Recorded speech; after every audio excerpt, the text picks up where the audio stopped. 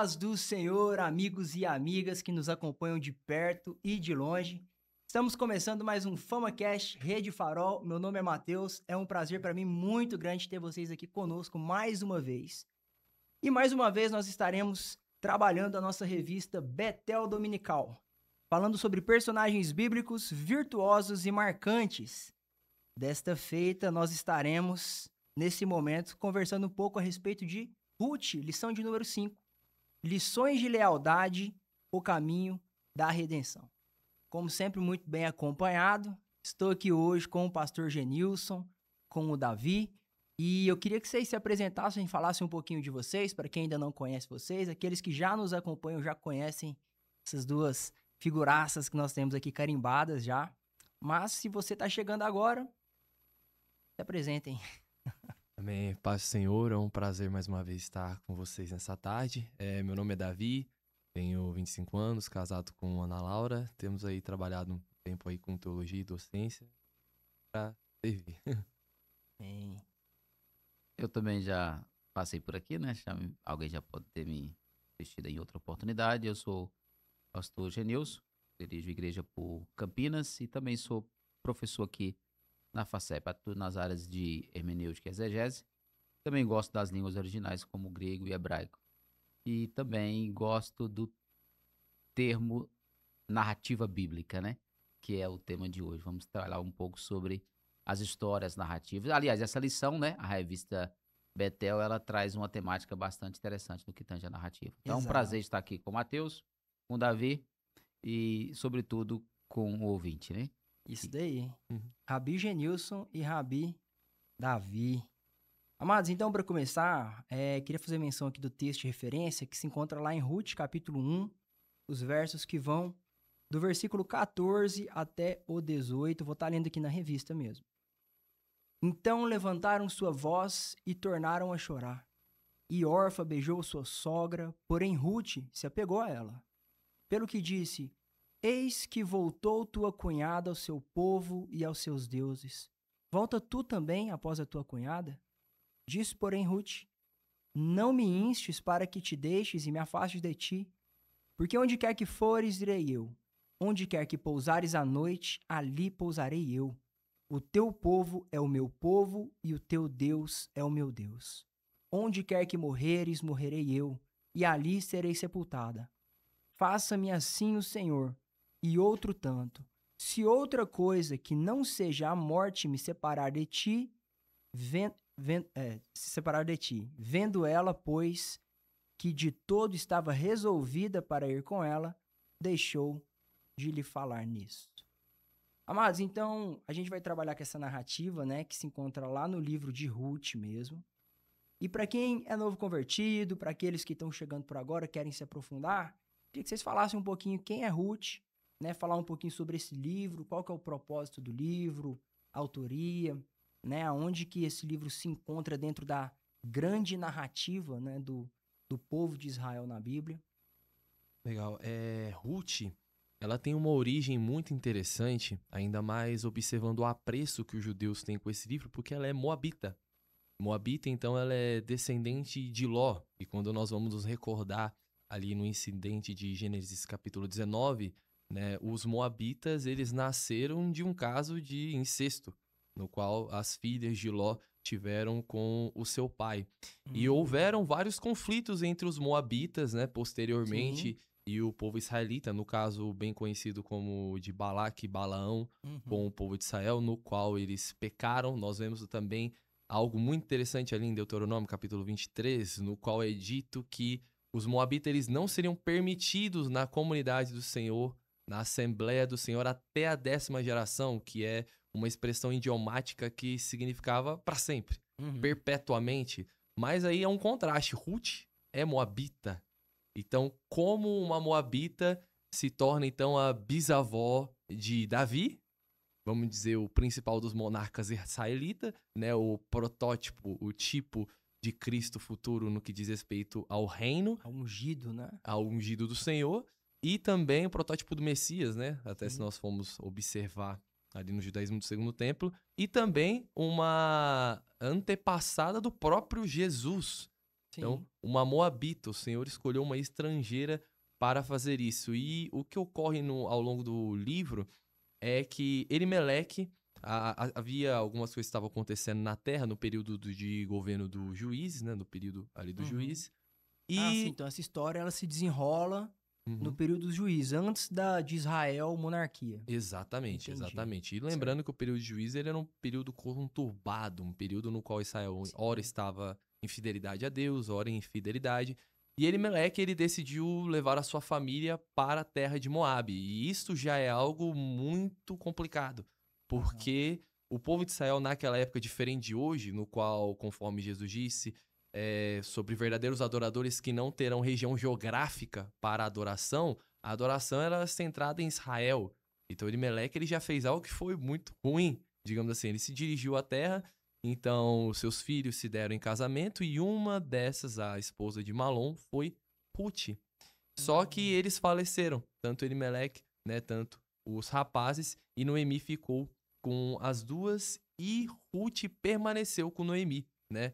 Nós vemos no texto que o Senhor interviu, né, em favor do povo de Israel e Ruth decidiu. O texto usa uma palavra hebraica, né, que é traduzida como lealdade, é a principal do livro. Ela foi leal ao Senhor, foi leal à sua sogra e retornou com ela para a terra de Israel e fez essa famosa confissão dizendo que seu povo será o meu povo e o seu Deus será o meu Deus. Maravilha.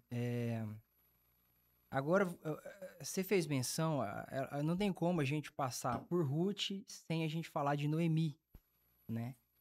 E aqui eu queria até já começar dando uma cutucada. Noemi,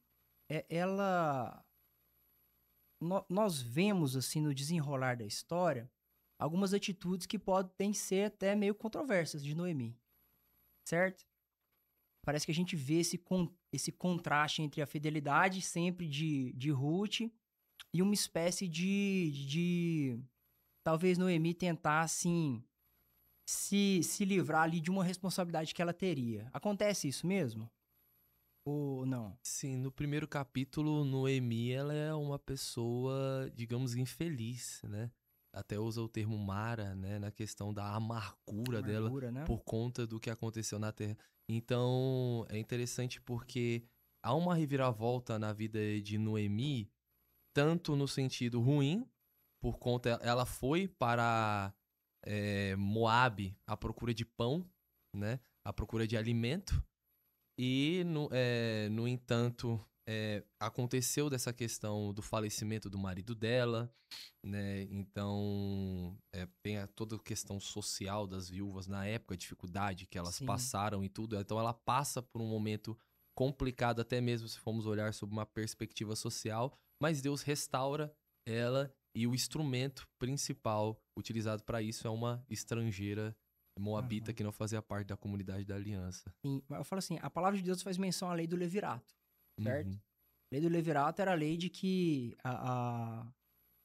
se uma mulher ficasse viúva e o marido dela tivesse irmãos, então o irmão ele deveria assumir a responsabilidade sobre essa viúva, né? Para que o irmão, para que ela não ficasse desamparada, né? E para que também a descendência do irmão não se perdesse. Nesse caso, a lei do levirato se aplicaria a Noemi? Nossa, agora eu peguei, né? Agora eu apertei sem abraçar. Não entendi muito bem a pergunta. A lei do levirato, ela, Noemi, sendo sogra, ela teria responsabilidade sobre as suas duas noras? Então, no caso, a lei do levirato, ele diz respeito à questão do parente mais próximo do homem, porque a lei do levirato, ela também é um respaldo para a mulher. Nós temos que ela tem um aspecto social, um aspecto econômico e um aspecto teológico nela. Tem essas três dimensões na lei do levirato. E tratando-se de uma pessoa em vulnerabilidade, as implicações da lei do levirato respaldariam sobre ela também. Então, o casamento ali, o Boaz, né, como um dos resgatadores, né, Boel, ali do hebraico, se eu não me engano, ele era um resgatador não apenas nesse sentido social delas, mas também era da terra, porque era uma das implicações do período. Então, isso respaldava sobre ela, respingava sobre ela dessa forma. Porque a terra ali que fora perdida também seria preservada e mantida na linhagem da família. E esse é um aspecto muito importante do ponto de vista das promessas feitas para Israel, né? Porque Deus ele sempre prometeu terra e uma descendência, né? A terra e o descendente. E a gente vê essas duas temáticas muito ligadas nessa narrativa de Ruth, né? Então, a gente sabe que eles foram, e Orfa, ela volta para sua terra, a terra de seus pais, e Ruth volta com Noemi para Belém, né? E o que acontece a partir daí? Como se desenrola essa história? Para aqueles que ainda não conhecem. Eu vou só voltar um pouquinho aqui antes para puxar o que o Davi falou ali, interessante. Você só vai entender o enredo a partir da proposta do narrador. Então, nós precisamos entender, e também, como é revista escola dominical, muitos professores estarão dando essa aula, que a gente precisa atentar para um ponto importante, não só dessa lição, mas de todas. Eu até falava com o Mateus aqui, pastor Mateus aqui em off, é que nós temos um texto aqui que está diante de nós, e a revista vai trazer todos os textos. A maioria deles trata de personagem, trata-se de uma narrativa. Sim. E o gênero narrativo, ele precisa ser considerado. E os professores de EBD, eu deixo aí a dica. O gênero narrativo, ele, por si só, ele não aplica nada. Você lê uma carta, ela diz, olha, mulher sábia edifica a casa. Ou, mulheres, obedeceis vossos maridos. Eu até brinco na aula de hermenêutica. As mulheres, então tá claro, não precisa fazer uma exegese, ela tem que obedecer e pronto.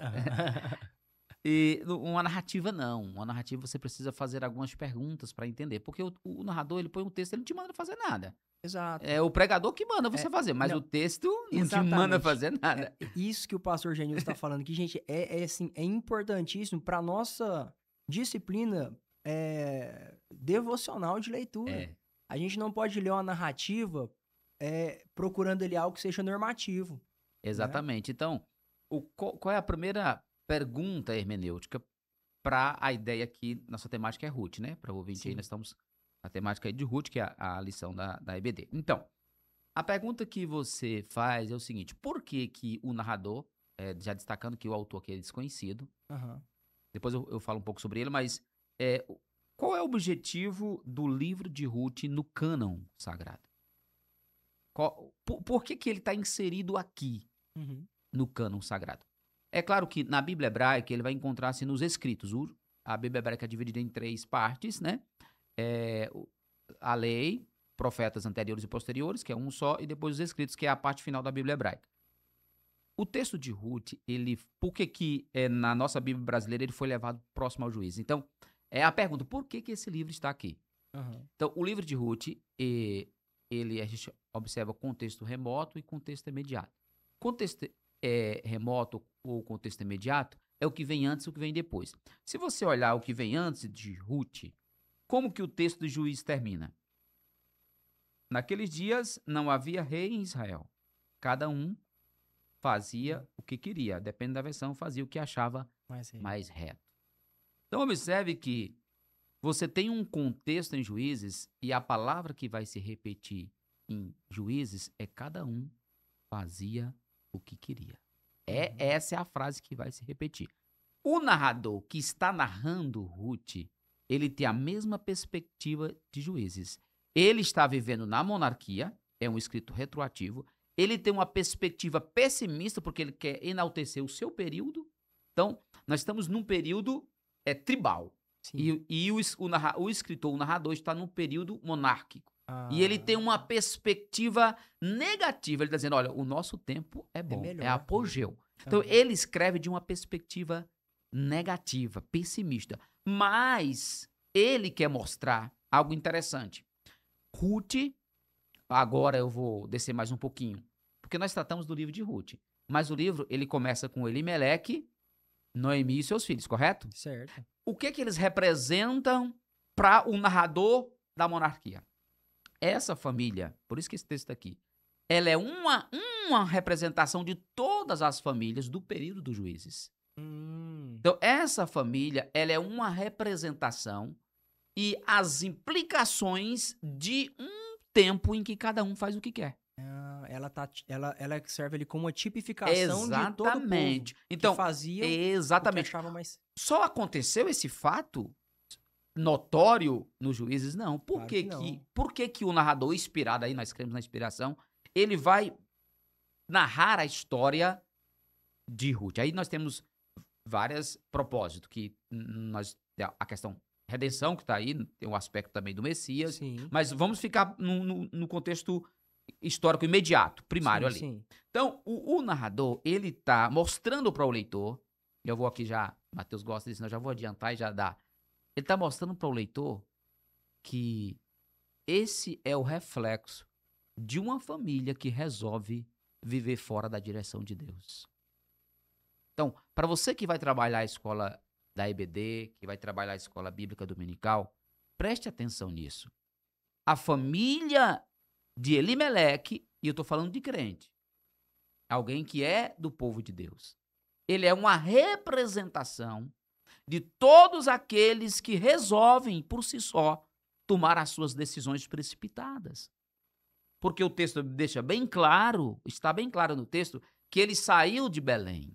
Ele saiu do seu convívio. Nesse período de Israel, isso tem uma implicação enorme. É muito forte. Entendeu? Então, ele busca refúgio fora de Deus. Isso seria... Então, qual que é a ideia da narrativa? Eu gostaria agora de dar mais uma apertada nesse ponto. O propósito da narrativa, e eu quero chamar a atenção para os professores da EBD, o propósito da narrativa bíblica não é colocar o personagem como herói. O herói da narrativa é Deus. Exato. O propósito da narrativa bíblica é mostrar os atos de Deus na história, na vida do personagem. Então, o protagonista é Deus. A narrativa bíblica ela é diferente da narrativa de Napoleão Bonaparte. Por quê? Das histórias do Brasil. Por quê?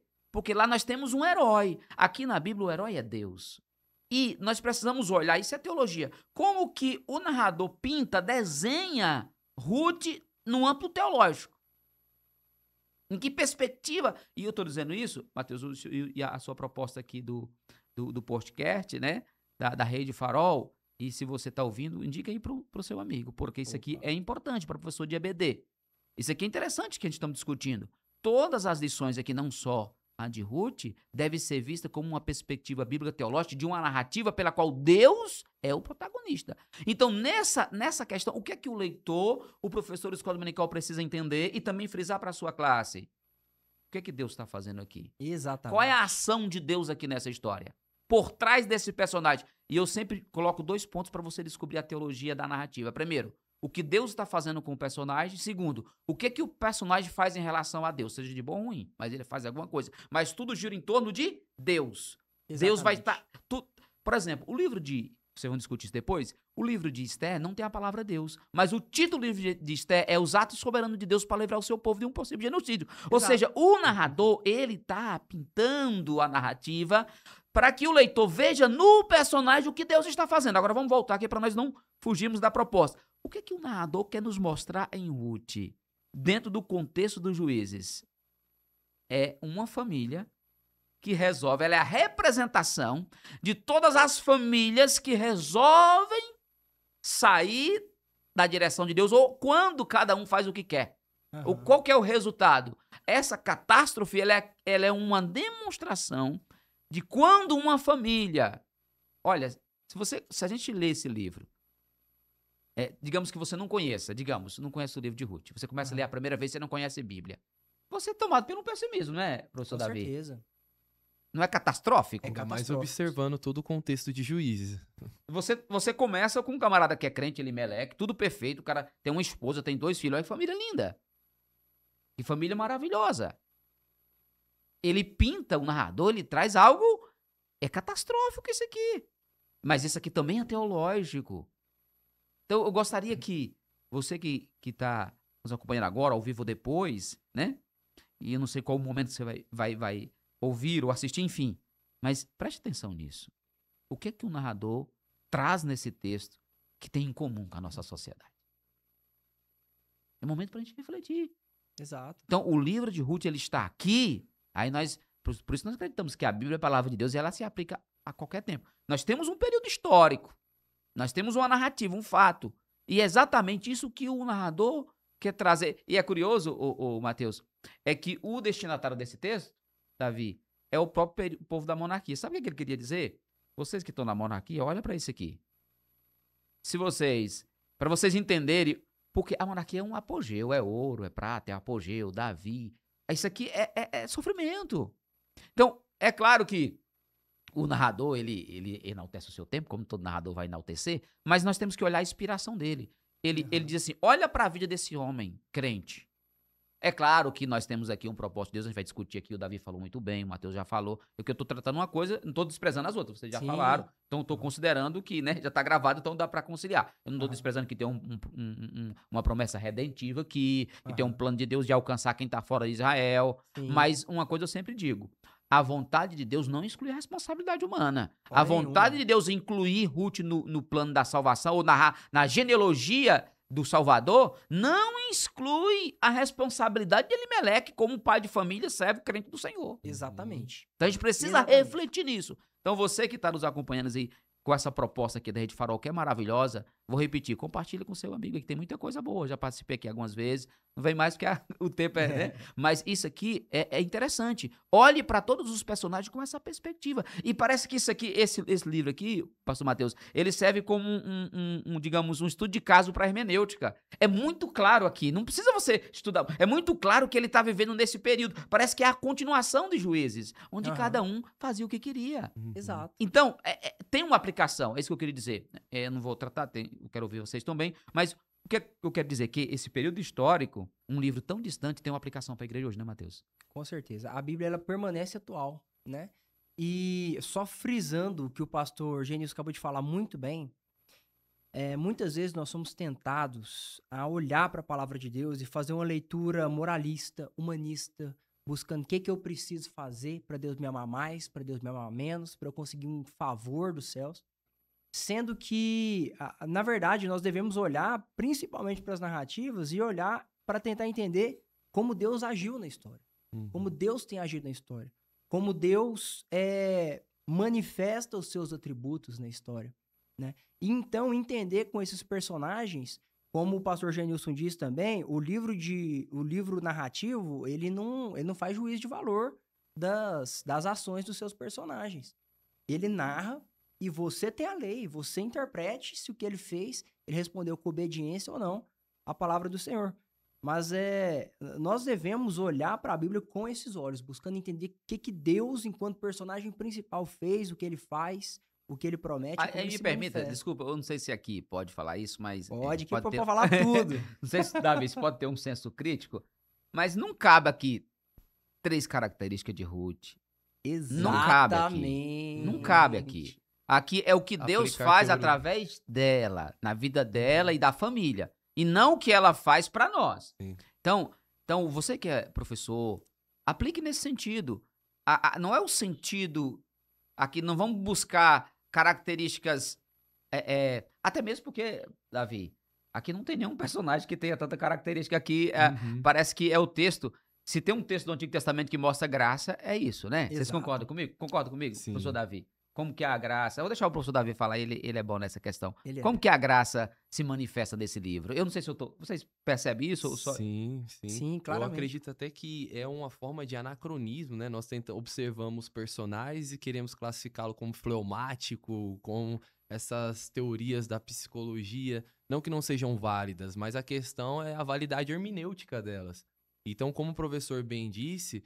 É muito importante quando nós trabalhamos com a própria narrativa bíblica, nós vemos no que ele acrescenta na narrativa da redenção, sob uma perspectiva canônica.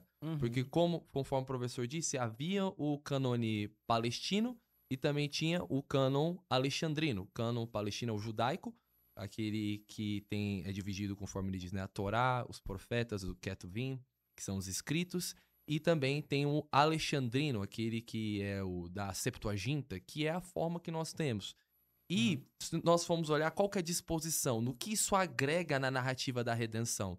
No cânon palestino, por exemplo, em uma da disposição do texto masorético, ele aparece após o livro de Provérbios. Então, nessa perspectiva do texto canônico, Ruth seria a resposta da mulher virtuosa do capítulo 31 de Provérbios. Mas Legal, agora, legal. que é muito interessante, mas agora aqui, entre Juízes e Samuel, qual que é o que é agregado numa perspectiva canônica? O que isso incrementa em toda narrativa bíblica? Então, se nós formos ver, por exemplo, como a Torá ela modela toda a Bíblia, sobretudo o Antigo Testamento, uma coisa que às vezes não é considerada nesse livro é a questão de Deuteronômio. Por exemplo, porque Israel, nós vemos ali no hebraico ali, Belém é a casa de pão. Então faltou pão na casa de pão, porque faltou alimento ali. Essa daí todo pregador vai mandar essa daí. Faltou pão na casa de pão. Então, só que faltou por conta da maldição de Deuteronômio. E a reação do povo... Desculpa interromper. Todo pregador fala, mas não apresenta o fundamento. É o que o Davi está falando. Exatamente. Por quê? Continua. É interessante. Eu parei justamente para o ouvinte prestar atenção nisso. A gente precisa ler a Bíblia, o cano dentro do cano, né? Exato. E só fazer um adendo também, o que o Davi tem falado. Professor, sempre você está lendo uma história, né, para lecionar, você precisa enxergar essa história como ela se comporta dentro da história maior que ela, que é a história do povo de Israel, como Deus se encarregou de achar um caminho, de trazer um descendente, de eleger um povo, através desse povo, trazer o Messias. Como essa história se encaixa na grande história de Israel e como ela se encaixa na grande história da redenção, né? Como ela se aplica a nós. Exatamente. E lá em Deuteronômio nós vemos as maldições da lei. Se o povo fosse infiel à lei, tais coisas aconteceriam a eles. Então a fome era uma das maldições da lei. Então a reação deles não deveria ser fugir da terra, procurar pão em outra região porque eles estavam em fome. A reação deveria ser arrependimento. Exatamente. No entanto, o arrependimento, a lealdade, a fidelidade a Deus não foi encontrado no meio das famílias como protótipo que deveria ser achado. Foi achado em uma moabita, então em Boaz. Então esse era o escândalo. Primeiro, Deus ele ainda tem o seu remanescente no povo, aqueles que se mantêm leais à lei, mas é uma moabita que continuou, aquela que não fazia parte da comunidade de aliança, aquela que não tinha as alianças, a lei, que não viu tudo que ocorreu no Sinai, que não ouviu as histórias, não fazia parte, fazia parte de um outro povo, de um outro Deus, de outra região geográfica. Exato. Ela manteve-se fiel à aliança, enquanto o povo procurou saciar as suas necessidades em detrimento da fidelidade a Deus. E Davi, já que você falou, acho que é bom já complementar, me permita a continuar a sua fala, e não é porque esse é um ato de graça. As pessoas enxergam o Antigo Testamento só como lei, mas nós temos muita graça, inclusive Deus buscando pessoas fora de Israel. Desde o princípio, né? Então, isso é um ponto que a gente precisa frisar, e que os professores... Tem muitas narrativas aí que os professores podem muito bem ajudar os seus alunos, mostrando que ela é alvo da graça, né, Davi? Exato. Inclusive, alvo da graça de Deus. Essa temática de Deus manifestando a graça a povos fora de Israel, nesse sentido, a gente já teve pelo menos Jetro. Olha aí, tá vendo? Caleb, porque Caleb também é filho de um... filho de Num Não, Josué é filho de Num. Caleb é filho de um daqueles que vieram com Jetro, né? Ou seja, de outra... A mãe dele era hebreia, mas o pai não. Não. E nós temos Raabe também. Isso. Né? Que talvez o exemplo mais clássico, né, Davi? Exato. Da graça divina, né? De alguém que é fora do ciclo e ainda, sobretudo, moralmente não merecedora de nada. Mas a graça está presente, sim, no Antigo Testamento. Eu acho que um professor de dele não pode deixar de frisar isso, de mostrar essa graça. E parece que a graça já aponta para Cristo, né? Sim. A gente já aponta para Cristo. Não pode perder Cristo de vista nesse livro. Como que Cristo se apresenta. Inclusive, alguns autores vão dizer que o propósito além da questão histórica em si, contexto imediato, num contexto mais remoto, mais distante, esse livro está ali também para mostrar a raiz da genealogia de Davi, que seria a do Salvador. Então, parece que está uma preocupação também do leitor em pintar isso, de mostrar essa raiz e essa genealogia davídica. Há uma preocupação, além do aspecto primário ali do contexto imediato da situação de cada um fazer o que queria. E você pode ver que depois ele vai deixar do capítulo 1, né? Que é a introdução do livro, e ele vai girar tudo em torno da Ruth. Parece que esquece dele Elimelec, esquece dos filhos, não é? Porque ele faz uma introdução, mas ele vai forçar na pena mesmo para mostrar que como que essa mulher entra na história. Então nós temos aqui graça, assim, né? Com certeza, muita, né? Muito. Então a história se desenrola, Ruth e Noemi, eles voltam para a terra do pão. Vamos fazer uma substituição agora. Eles voltam para a casa do pão. E a história nos conta que Noemi tinha um parente de seu marido, né, Elimelec, que é um homem chamado Boaz. Ele era um senhor de muitos bens e estava na época das colheitas. E Ruth, ela pede para Noemi deixar que ela fosse ao campo apanhar algumas espigas atrás daquele, né? E ela falou, vai, minha filha. Então, a partir daí, como se desenrola a história?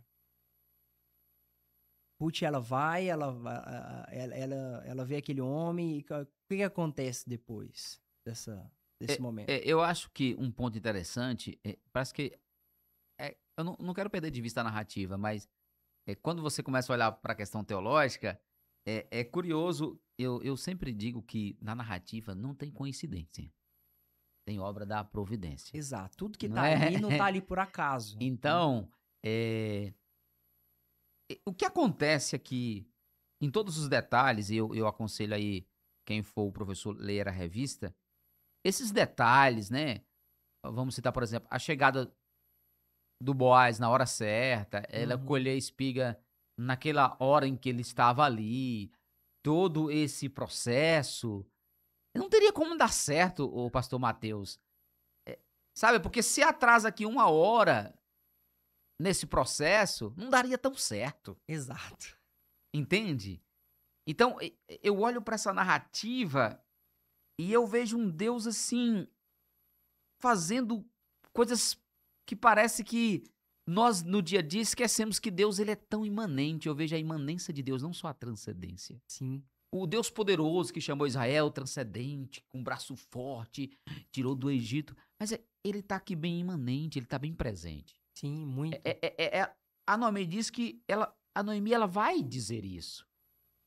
E é curioso que a teologia desse texto, ela está na boca de quem? De Noemi e Ruth. Entendeu? Ela vai dizer que foi o Senhor. Entendeu?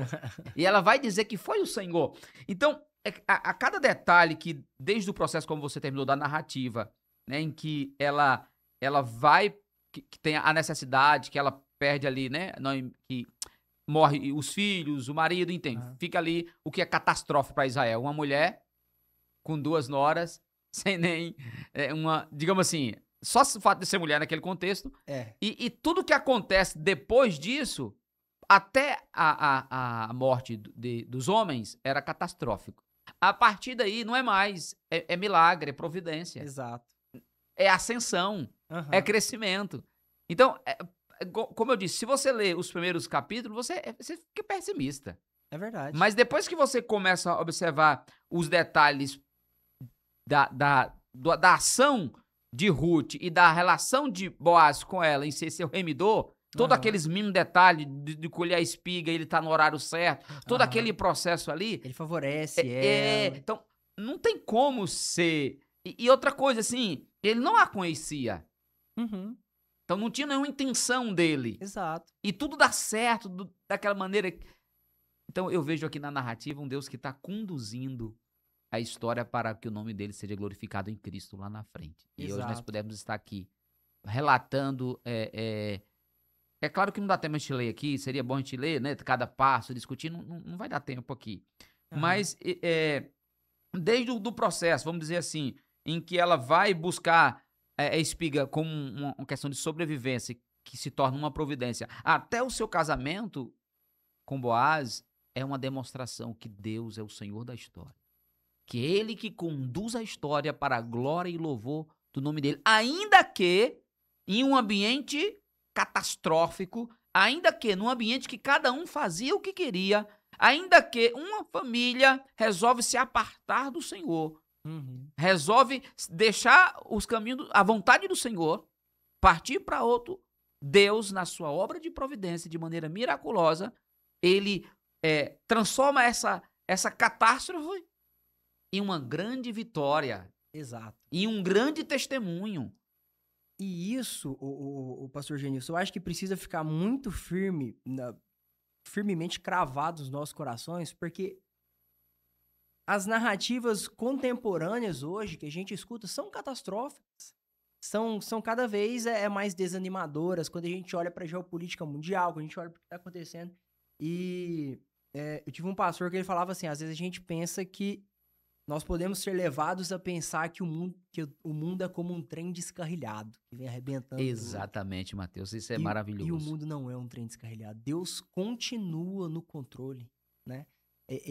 Deus tem uma habilidade tão maravilhosa de pegar seres humanos falhos que erram constantemente e transformar, né? E agir nesse erro e de forma que nos conduz para sua vontade. E já que você pontuou isso, Mateus, você achou o ponto teológico. E quando eu acho o ponto teológico, eu posso aplicar. Como que eu aplico a narrativa se ela não está me mandando fazer nada? É quando eu acho o ponto teológico. Quando eu acho uma família que saiu da direção de Deus, uma família que tinha tudo para dar errado, mas no final, vou usar um linguajar popular, termina em pizza. Só Deus pode fazer isso. É verdade. Então, aí tem uma aplicação aí, quando eu acho o ponto teológico, que você colocou muito bem, que o meu lar, a minha casa, a sua vida, a nossa família, o nosso país, o nosso mundo, não é um mundo sem direção, não é um mundo sem dono. Deus, ele é imanente ainda. Ele é o Senhor da história. E isso em termos particulares, da minha história, da sua história, da sua vida. Nós estamos aqui hoje, é obra divina. O que Deus trabalhou na sua vida, na minha vida, na nossa vida, foi um plano dele.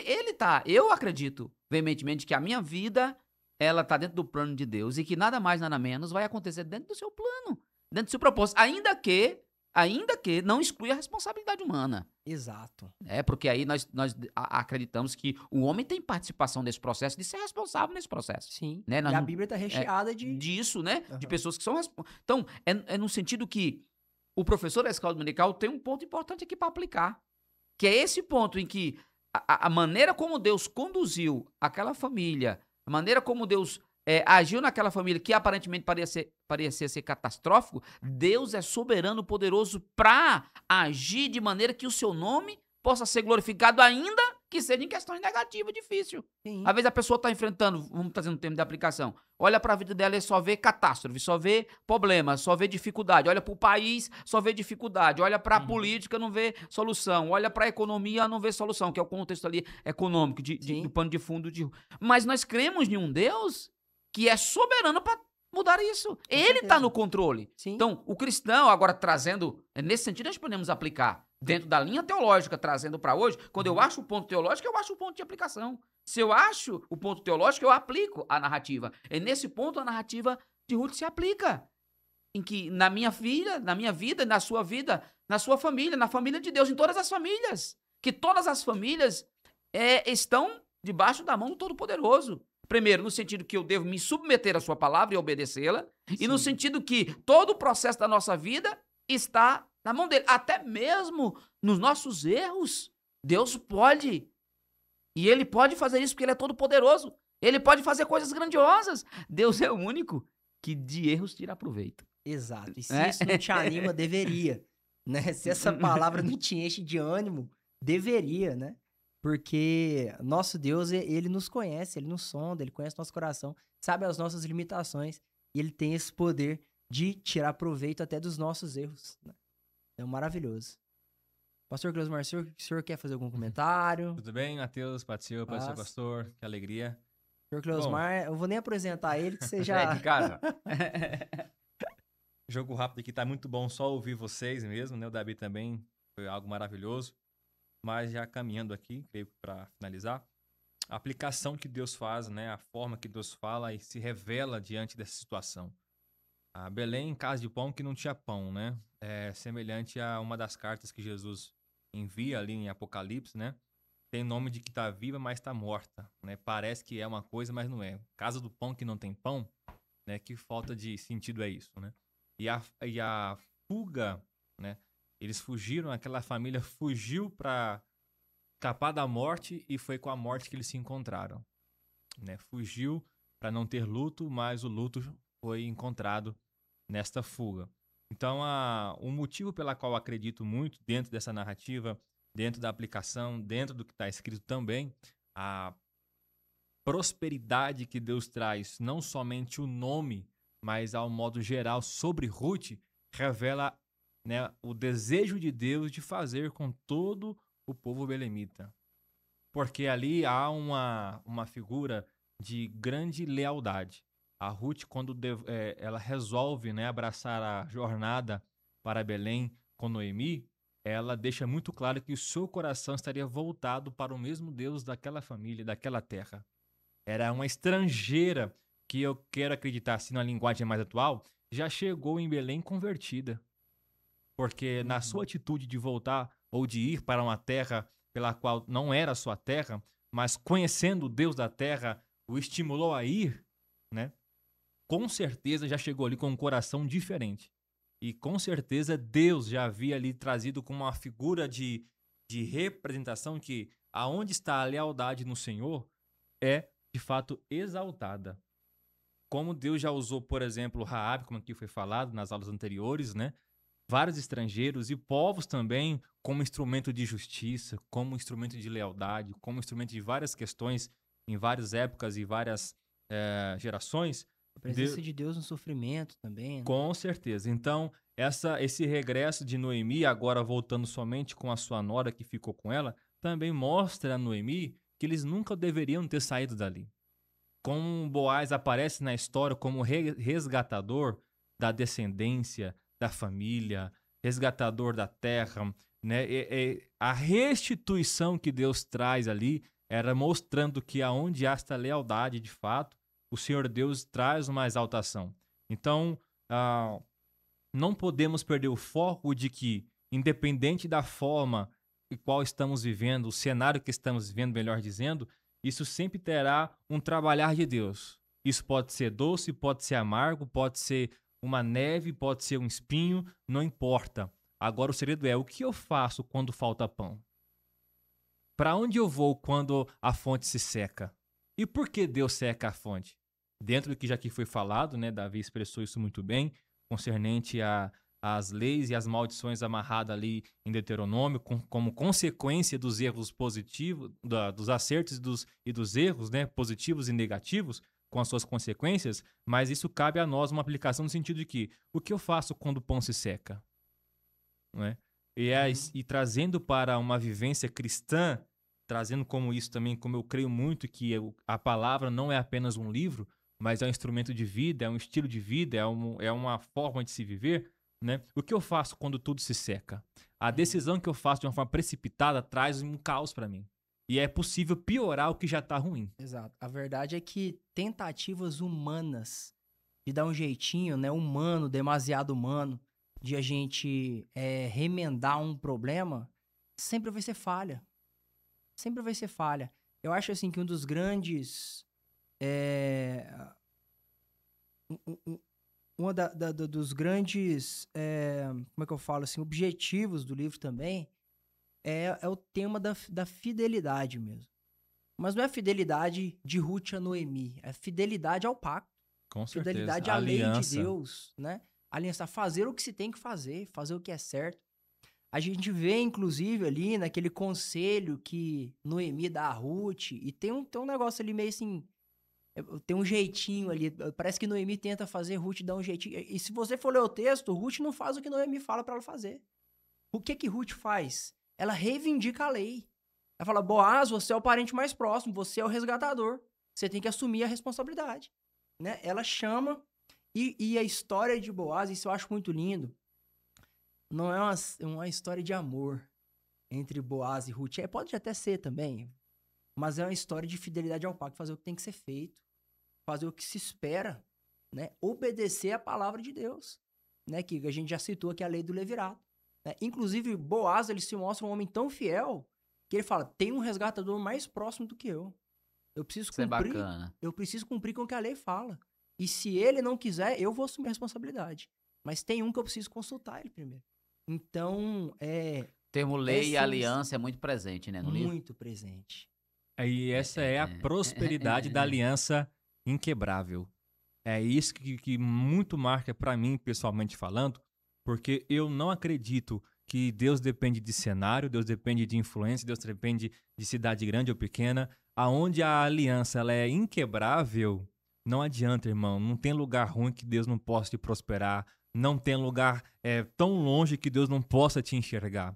Então, Deus sempre mostrou desde o começo, desde Adão, que se o pacto nunca for quebrado, ou nunca for manchado, ou nunca for rachado, digamos assim, irmão, não tem por que dar errado. Biblicamente, dentro da lei, dentro da palavra, dentro da graça, tudo é alcançável quando tudo está afinado aos propósitos e aliança feita com Deus. Aham.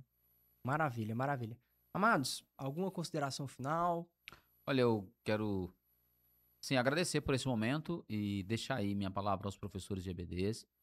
Você é capaz de trazer uma lição excelente e pega esses pontos e coloca, se você quiser saber mais, leia algo sobre narrativa bíblica, pontos teológicos da narrativa, Eu né? acho interessante a gente usar esse momento, inclusive, para dar indicações. Então, tem muitas obras boas, né?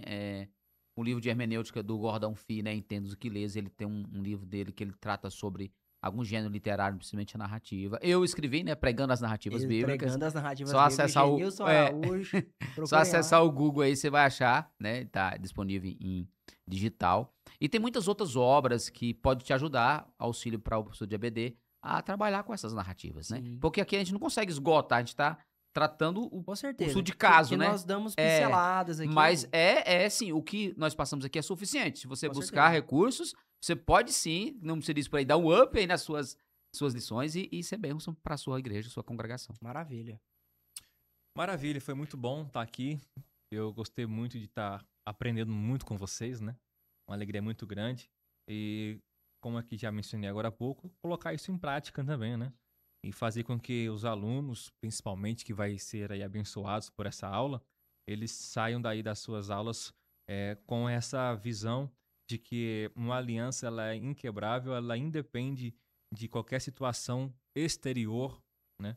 Porque certamente em momentos de crise nós ficamos balançados como homens, né? Como mulheres, sentimentos, emoções, às vezes temos medo de tomar alguma decisão, mas a melhor decisão é manter a aliança intacta com Deus. Amém. E, consequentemente, o Senhor Deus Amém. fará o resto, né? Prosperará ao seu tempo e à sua proporção. Amém. Eu gostaria de finalizar com uma frase do reverendo John Piper, seu sermão Providência Agridoce. Ele disse que o livro de Ruth mostra que Deus está tecendo a tapeçaria da redenção, mesmo que pareça que nada está acontecendo. Cada ato de fidelidade simples tem um papel no plano eterno.